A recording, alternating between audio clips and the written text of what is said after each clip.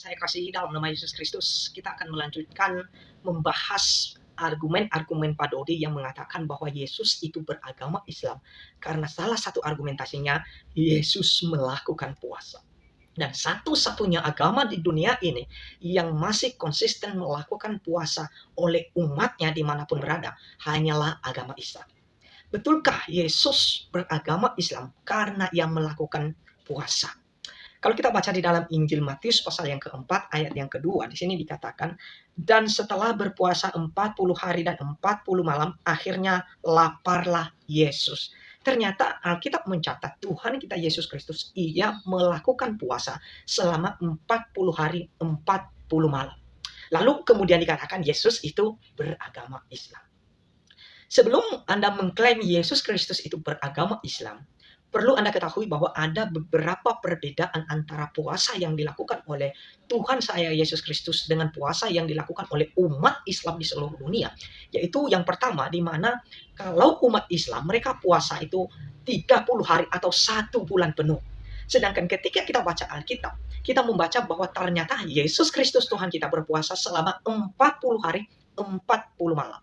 Yang kedua, bahwa kalau kita melihat saudara-saudara kita Muslim, ketika berpuasa selama sebulan 30 hari, tentu mereka makan dan minum. Sedangkan Yesus Kristus tidak makan dan minum selama 40 hari, 40 malam ketika ia menjalankan puasanya sendiri. Perbedaan yang ketiga, bahwa puasa yang dilakukan oleh saudara-saudara kita Islam itu diatur oleh pemerintah itu sendiri. Sedangkan Yesus Kristus pada masa itu ketika ia melakukan puasa, tidak ada satu pemerintah yang mengatur puasanya. Tetapi ia melakukan puasa atas keinginan, atas kehendak, atas kemauannya sendiri.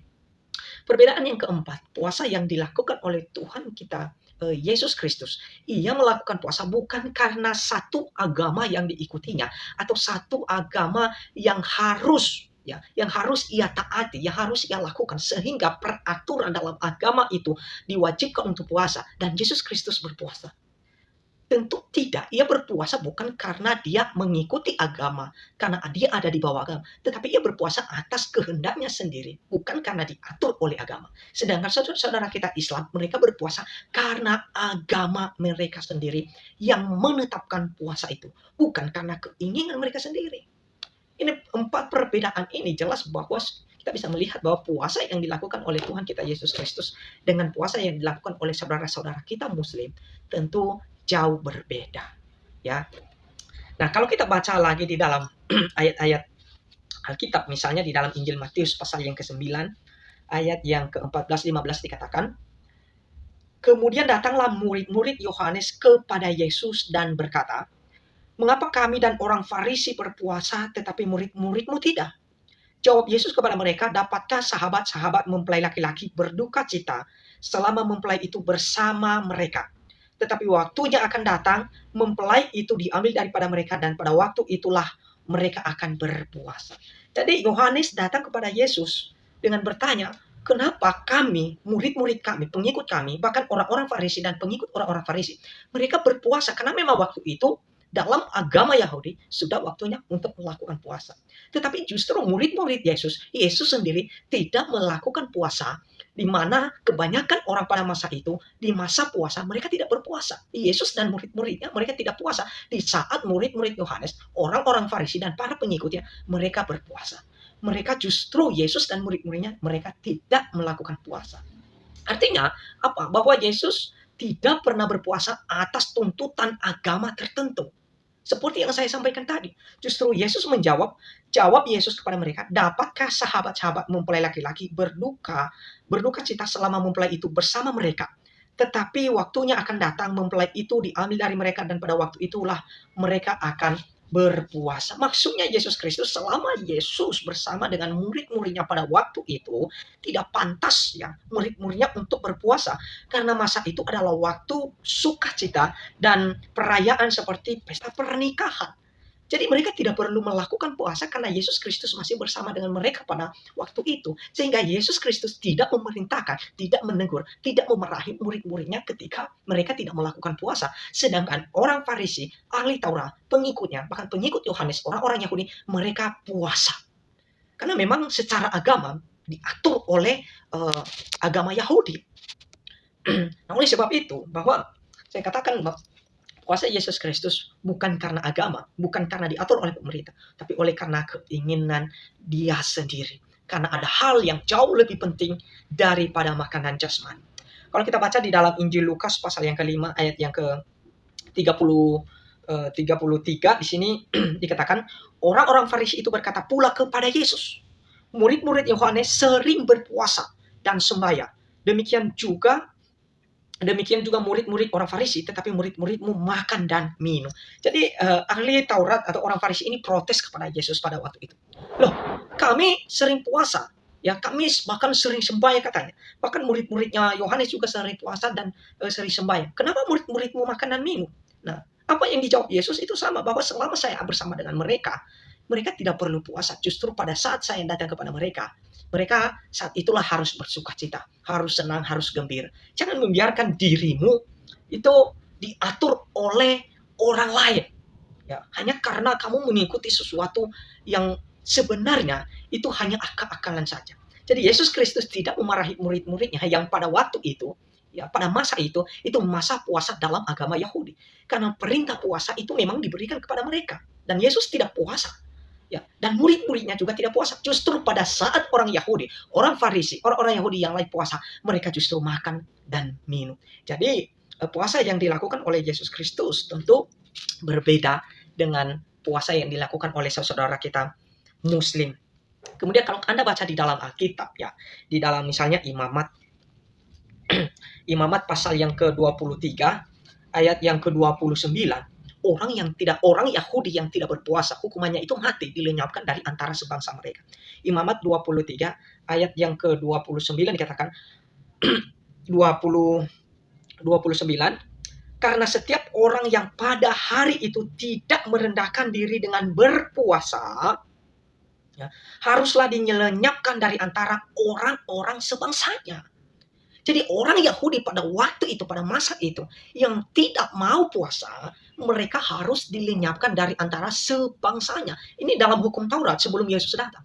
Jadi hukum puasa pertama sekali diberikan kepada orang Yahudi. Ya, itu tidak diberikan kepada orang lain.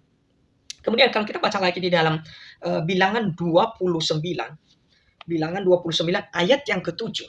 Bahkan ketika orang Yahudi berpuasa, itu mereka tidak boleh bekerja sama sekali. Bilangan 29 ayat yang ke-7. Pada hari yang 10 bulan yang ke-7 itu, haruslah kamu mengadakan pertemuan yang kudus dan merendahkan dirimu dengan berpuasa. Maka tidak boleh kamu melakukan sesuatu pekerjaan. Jadi pada saat mereka melakukan puasa, mereka tidak boleh melakukan sesuatu pekerjaan. Nah, kalau saudara kita Muslim kan, mereka pada saat puasa ya mereka tetap bekerja. Ada banyak orang yang bekerja. Mereka masak. Mereka sapu rumah, mereka nyuci baju, ini semua kan bekerja. Artinya tidak cocok puasa orang Yahudi, puasa yang dilakukan oleh Yesus Kristus. Tidak sama, tidak cocok dengan puasa yang dilakukan oleh saudara-saudara kita Muslim. Lagi kalau kita baca di dalam misalnya 1 Samuel pasal 31. 1 Samuel 31 ayat yang ke-13.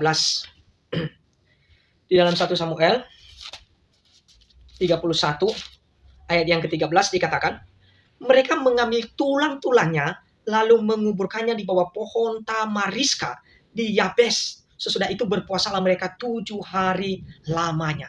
Bahkan orang Yahudi punya tradisi, ya, ketika orang yang mereka kasih, yang mereka misalnya raja mereka mati, ternyata ada satu tradisi di mana ketika seseorang itu dikuburkan, mereka melakukan puasa. Jadi kalau kita baca di dalam Samuel 31 ini, di mana Saul di sini mati, ia kalah dalam peperangan kemudian dikubur. Kemudian setelah dikubur, orang yang menguburkannya, bahkan orang yang ikut menguburkan, mereka semua harus puasa selama 7 hari lamanya. Jadi sedangkan di dalam Islam tidak ada yang namanya puasa ketika menguburkan mayat. Jelas juga berbeda. Ya. Bahkan kalau kita baca di dalam kita baca lagi, ya. Di dalam 2 Samuel 12 ayat yang ke-22, ayat 15, 16 dan 22. Ayat 15, 16 dikatakan di sini, Lalu Daud memohon kepada Allah oleh karena anak itu, ia berpuasa dengan tekun dan apabila ia masuk ke dalam semalam-malaman ia berbaring di tanah. Maka datanglah kepadanya para tuan-tuan yang di rumahnya untuk meminta ia bangun dari lantai, tetapi ia tidak mau. Juga ia tidak makan bersama-sama dengan mereka. Ayat 22, jawabnya, selagi anak itu hidup, aku berpuasa dan menangis. Karena pikirku siapa tahu Tuhan mengasihani aku sehingga anak itu tetap hidup. Jadi ini adalah cerita Raja Daud ketika anak yang dilahirkan oleh Bathsheba kepadanya sakit. Daud melakukan puasa. Ya, ia melakukan puasa sambil menangis dengan harapan Tuhan menyembuhkan anak itu. Jadi dalam keadaan orang sakit saja mereka melakukan puasa. Jadi sahabatku yang saya kasih dalam nama Yesus Kristus, bahwa kalau ada orang yang mengatakan Yesus itu Muslim karena ia melakukan puasa, jelas ini adalah pemikiran yang salah atau cocologi, karena memang Yesus tidak pernah beragama Islam. Ia datang bukan membawa agama, bahkan ia melakukan puasa bukan karena ia dibawa agama, mengikuti agama tertentu, tetapi atas dasar keinginannya sendiri. Dan tentu puasa itu diberikan kepada orang Yahudi untuk membedakan mereka dari bangsa-bangsa lain. Puasa tidak pernah diberikan kepada non-Israel atau di luar Israel. Tidak pernah ada satu ayat dalam hukum Taurat orang Yahudi diberikan juga puasa kepada non-Israel. Ya, justru hanya kepada bangsa Israel. Jadi Abraham juga tidak pernah melakukan puasa. Adam juga tidak pernah melakukan puasa. Musa, ya, Musa kita lihat bahwa tidak ada ayat Musa melakukan puasa. Bahkan Nuh juga tidak melakukan puasa. Ishak, Ismail juga tidak pernah melakukan puasa. Miriam, Harun, mereka tidak melakukan puasa. Jadi orang-orang ini yang tidak melakukan puasa, maka kita bisa pastikan bahwa mereka bukan beragama Islam atau mereka bukan Muslim. Tetapi tentu mereka adalah orang-orang mengikuti agama yang pada saat itu. Musa tentu orang Yahudi yang mengikuti agama Yahudi. Ya. Sedangkan Islam baru muncul sejauh ya setelah agama-agama yang lain muncul. Jadi sahabatku yang saya kasih dalam nama Yesus Kristus, kalau dibilang Yesus Muslim itu mustahil, karena puasa yang dilakukan oleh Yesus Kristus berbeda dengan puasa yang dilakukan oleh umat Islam di seluruh dunia. Puasa seperti apa sih yang dihendaki oleh Tuhan Yesus Kristus? Kalau kita baca di dalam Matius pasal yang ke-16, pasal 6 ayat yang ke-16, Matius pasal yang ke-6 ayat yang ke-16 sampai ayat yang ke-18 dikatakan, dan apabila kamu berpuasa, janganlah muram mukamu seperti orang munafik. Mereka mengubah air mukanya supaya orang melihat bahwa mereka sedang berpuasa. Aku berkata kepadamu, sesungguhnya mereka sudah mendapat upahnya.